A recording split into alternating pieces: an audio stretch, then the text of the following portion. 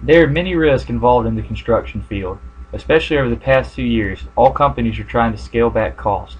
No matter how tough things get, scaling back attention to ethics is something that should not be done.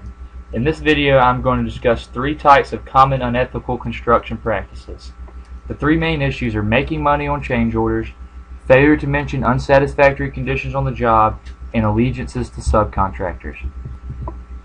Making money on change orders is how some contractors anticipate making all their profit. They will submit a very low bid on a project knowing that there are errors in the plans that are going to have to be changed during the job.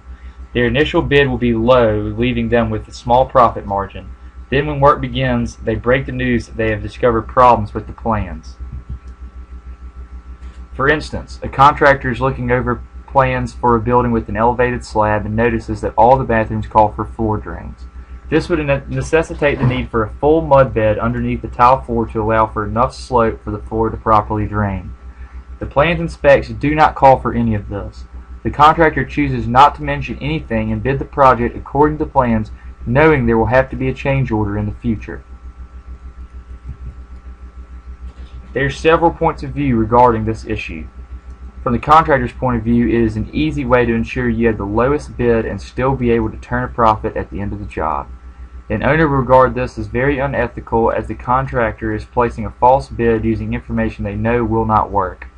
I view this tactic as unethical, as you are knowingly being dishonest with the owner before the project even begins. I learned about the change order game in my PC2 class taught by Darren Olson, as well as in personal experiences.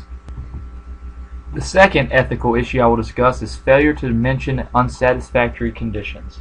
This is an ethical issue that I believe happens a lot in the construction industry.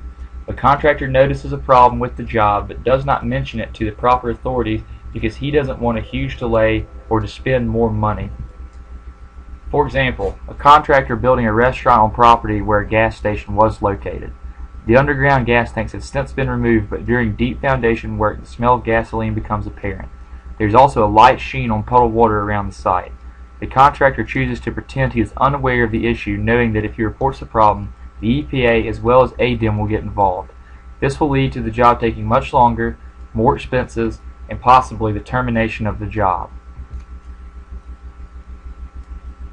From the contractor's point of view, however unethical this practice may be, he has time, money, and possibly the whole job to lose by informing the proper authorities of the problem. Depending on the owner, they may want to remedy the issue, but they may also want to save themselves money by looking away, just like the contractor. I believe this is an unethical practice. If you know of an issue that has the potential to have a negative impact, the proper authorities should be notified. This information was learned in construction law taught by Darren Olson.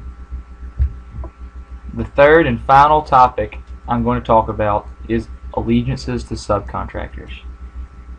Having allegiances to subcontractors is not always a good thing. There are many contractors that have buddies who are subcontractors, and they will use them for every job regardless of whether or not they are the low bidder. These allegiances can cause problems such as not using specified products, taking bids that are not competitive, or even giving a very low bid every time but cutting corners to compensate for the low price. For example, a contractor is bidding a job that specifies the use of Colby & Colby windows.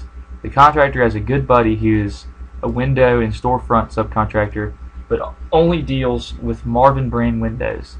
The contractor not only uses the bid from his friend for multiple reasons, the first of which is to help his friend. The second is that his friend is going to give him a good price, partly due to using a window that is not as superior as the brand specified, and partly because of their prior acquaintance. The contractor is naturally going to be a proponent of this situation since he gets to help his buddy and possibly get a better price on the work. The subcontractor is also going to benefit from this scenario as he gets to work with his buddy as well as stay busy. The owner is not getting the specified parts and possibly getting a worse price since there may be subcontractors that are willing to do the work for cheaper than the friend. I think this is unethical as unspecified products could be used. It also undermines the whole competitive bidding process. I learned about this issue in construction law taught by Darren Olson.